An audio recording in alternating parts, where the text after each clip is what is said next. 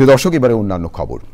মানবতা বিরোধী অপরাধের অভিযোগে সাবেক প্রধানমন্ত্রী শেখ হাসিনাকে ফেরত পাঠাতে ভারতের কাছে চিঠি পাঠিয়েছে বাংলাদেশ। পররাষ্ট্র উপদেষ্টা মোহাম্মদ তৌহিদ হোসেন সাংবাদিকদের জানান, ভারত সরকারের কাছে কূটনৈতিক পত্র পাঠিয়েছে ঢাকা।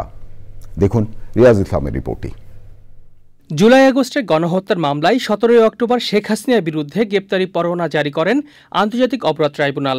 এরপর তাকে দেশে ফেরাতে শুরু হয় নানা আইনি পদক্ষেপ। শেখ হাসিনাকে ফেরানো নিয়ে দুপুরে পররাষ্ট্র মন্ত্রণালয়ে সাংবাদিকদের সাথে কথা বলেন পররাষ্ট্র উপদেষ্টা মোহাম্মদ তৌহিদ হোসেন। সাংবাদিকদের প্রশ্নের জবাবে উপদেষ্টা জানান, শেখ হাসিনাকে দেশে ফেরাতে ভারতকে আনুষ্ঠানিকভাবে অনুরোধ করেছে ঢাকা। আমরা তাকে যে চাওয়া হচ্ছে ফেরত বিচার ব্যবস্থার জন্য সেটা জানিয়েছি।